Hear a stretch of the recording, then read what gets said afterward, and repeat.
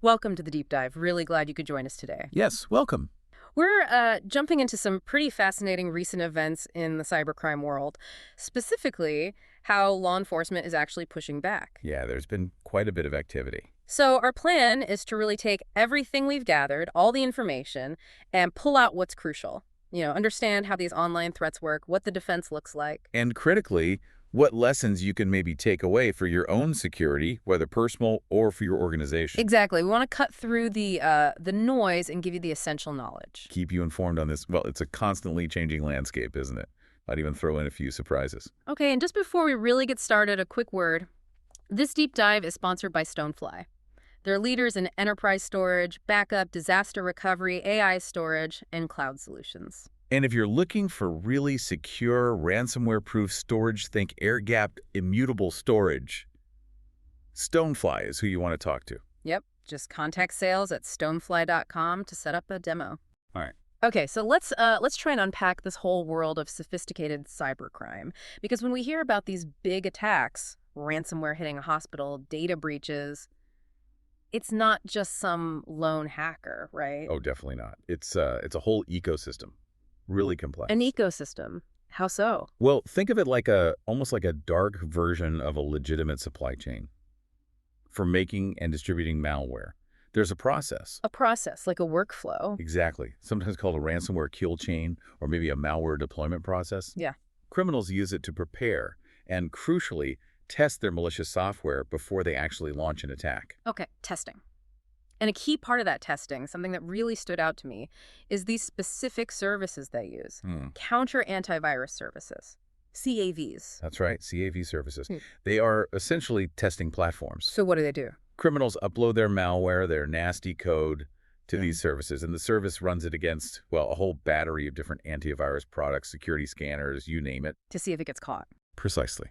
The whole point is to see if it gets flagged before they use it for real, before the attack. And why is that so critical for the criminal? I mean, it seems obvious, but spell it out. Well, because if the malware isn't detected, if it sails through that testing, then it can slip past defenses when it matters. Sneak onto the network unnoticed. Exactly. And then it can do its job, steal passwords, stay hidden inside the network for ages, encrypt all your data, lock down everything, all without setting off alarms right away. It's about maximizing that dwell time, staying hidden as long as possible. So they're basically doing quality assurance on their attack tools, checking them against the market's defenses before deployment. That's a good way to put it. And often these CAV services, they're used alongside other tools too, like crypting services. Crypting? What's that? It's another layer. It's designed to make the malware even harder to detect in the first place.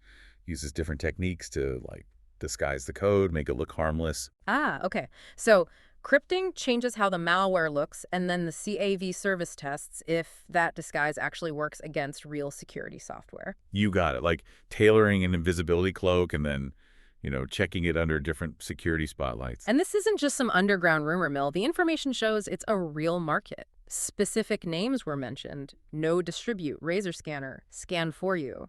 Yeah, and even specific encryption tools like CyberSeal, Data Scrambler, sometimes with price tags. We saw things like, maybe tens of dollars for a few months access, maybe under $100 for a lifetime license on some. That's surprisingly accessible. Well, and what's interesting is the reported price for these checking services seems to have been dropping. It suggests maybe that the barrier to entry for using these kinds of enabling tools is getting lower. Okay, so that paints a picture of the, let's call it the support infrastructure for these attacks. So what are the good guys, law enforcement, doing about that layer, not just the attackers, but the enablers? Right, and that brings us to a really significant recent event, the takedown of AVCheck. AVCheck. Tell us about that. What was it? It was described as one of the biggest counter-antivirus services used by cybercriminals all over the world, a really major hub for this kind of malware testing. And the takedown happened when? May 27th, just recently. It was a big joint operation led by the Dutch, U.S., Finnish police, but with support from a bunch of other countries, too. What did they do to shut it down? They seized 4 domains linked to the service and the server behind it all. But they did something, well, pretty clever. Oh, what was that? Instead of just putting up a seizure notice, the usual banner, Yeah. they apparently set up a fake login page on those seized domains. A fake login? Why? Think about it. It wasn't just about stopping the service. It was a direct message to the users, the criminals logging in to test their malware. A warning, a deterrent. Kind of a psychological blow, too, maybe. That's smart, messing with their heads a bit. But what was the real win for law enforcement? The intelligence. Ah, the absolute gold mine, yeah. Seizing AVCheck's database. The database? Containing what? Email addresses, other data points. Stuff that directly linked the people using the service, the criminals, to known ransomware groups, specific groups. Wow. So it wasn't just stopping the tool, it was identifying the users of the tool, the customers, essentially. Exactly. It helps them map the criminal network, understand who is using AVCheck to sharpen their weapons, basically. And the intel also linked the AVCheck admins to other related services, Cryptor.biz and Crypt.guru. More enabling It services. seems like it. Cryptor.biz was also seized. Crypt.guru just went offline. So investigators got evidence about the admins and users of those platforms, too. It's like pulling on a thread. This really feels like a strategic move, hitting the infrastructure, the enablers. What did the authorities say about how important this was? They called it an important step in tackling organized cybercrime. The idea is disrupting them early. As early as possible in their operations was the phrase used, preventing attacks before they even launch, which ultimately means fewer victims. So hitting the supply chain, not just the end user. Precisely. Targeting the enablers, as they put it, not just the fraudsters themselves. And I saw a quote from Special Agent Douglas Williams at the FBI. Pretty powerful. He said these services let criminals, quote, refine their weapons against the world's toughest security systems to better slip past firewalls, evade forensic analysis, and wreak havoc. Yeah, that sums it up well. Honing the tools. And apparently the whole operation was helped along because, while the admins made mistakes, exploiting the mistakes of the admins was the quote. Even the bad guys slip up. Seems so.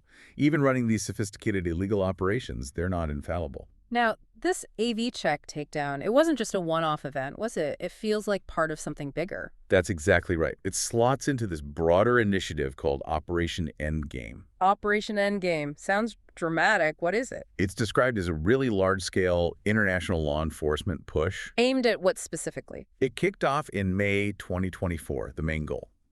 Disrupting the criminal networks behind what's called initial access malware. Initial access, meaning the stuff that gets them in the door in the first place. Exactly. The malware that creates that first foothold inside a victim's network. From there, they can deploy ransomware, steal data, do whatever else they plan to do. Okay. And do we know what kinds of malware families Endgame is targeting? Yeah, the information mentions several big ones. IceDied, System BC, Picabot, SmokeLoader, Bumblebee, and TrickBot. These are major players in getting that first illicit entry. And has Endgame had other successes already besides AVCheck? Yes. There were mentions of earlier actions under the Endgame banner, disrupting the Danabot botnet, hitting the Luma stealer, Info stealer, and another recent action seized something like 300 servers and 650 domains used for ransomware operations. Wow, 300 servers, 650 domains. That takes serious coordination, doesn't it, across countries? Huge coordination. International cooperation is absolutely vital here. You see countries like Denmark, Finland, France, Germany, the Netherlands, the U.S. working together, getting support from places like Portugal, Ukraine. It's a global effort. And authorities are saying this needs more than just arresting people after the fact. Yeah, they keep stressing the need for a broad approach. It goes beyond just detection and prosecution.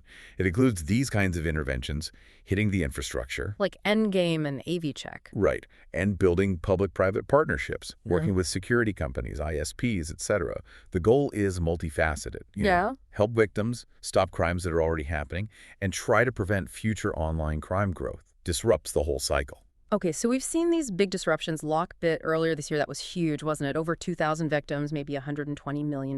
Yeah, Lockbit was massive. And now Endgame hitting initial access malware, AVCheck getting shut down.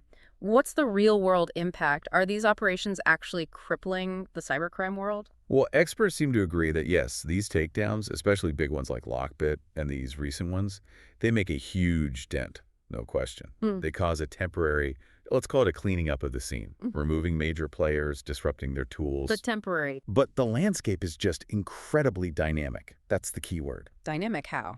They just pop back up. The groups are resilient. The information suggests they're already, restructuring, looking for ways to rebuild, finding new tactics. So they're not just giving up and getting regular jobs. It doesn't look like it. Yeah. Far from it, actually. We're seeing evidence that a number of new groups have appeared, started organizing since these major takedowns. New groups, how many? One expert estimated about a dozen new ransomware groups popped up just in the short time since the Lockbit disruption, which apparently is a higher number than you normally see in that time It's frame. just concerning. And are there other worrying trends emerging alongside these new groups? Yes, there are some really disturbing possibilities being discussed. Some experts are pointing to the potential for um, violence as a service. Violence as a service, what does that even mean? The idea is criminals might use the personal information they steal, Mm. maybe home addresses of executives, things like that, to make Mhm. actual physical threats if ransom negotiations go badly. Wow. Blurring the lines between digital crime and physical harm, that's terrifying. It's a potential escalation, yeah, a really dark turn. And what about the malware itself? If you take down Lockbit's infrastructure, does the Lockbit ransomware just disappear? Not necessarily, no. The underlying code, the malicious software, it can persist. Other groups can pick it up, modify it, use it themselves. So the weapon outlives the original wielder. Sometimes, yes. There was an example mentioned of Lockbit's software apparently being used in an attack against an Indonesian government data center in June 2024. That's well after the main Lockbit takedown in February. So even a successful takedown isn't a silver bullet. The threat lingers. Given all this adaptation, the new groups, the persistent software, what's the general outlook for ransomware? The consensus among experts seems to be that attacks will likely bounce back quickly, maybe even in the next few months. And the core reason for that resilience, why do they keep coming back? It's pretty simple, unfortunately. There's just so much money in it. The profit motive. Exactly. The financial incentive is enormous. That provides a constant, powerful drive for criminals to regroup, find new ways, adapt, and keep going, despite law enforcement efforts. Okay, this brings us right to the crucial point then. What does all this, the ecosystem, the takedowns, the resilience, what does it mean for you, for someone listening, thinking about their own digital safety or their company's security? Yeah, understanding this whole picture, how the criminals work, how they get disrupted, how they bounce back, it's really vital. Because these sophisticated threats, they impact individuals and organizations every single day. And the information we've looked at, including all those different case studies of breaches and attacks, they really hammer home some consistent lessons, don't they? They absolutely do. There's some clear, recurring themes. Let's pull some of those out. What are the big takeaways we keep seeing? Okay, well, one huge one is third-party risk, like the supply chain. We saw incidents mentioned involving companies like American Express, Dollar Tree, TruePill, where a problem at a vendor, a partner, directly led to a compromise for them. It just highlights you absolutely have to have strong security practices for your vendors, and you need to assess them thoroughly.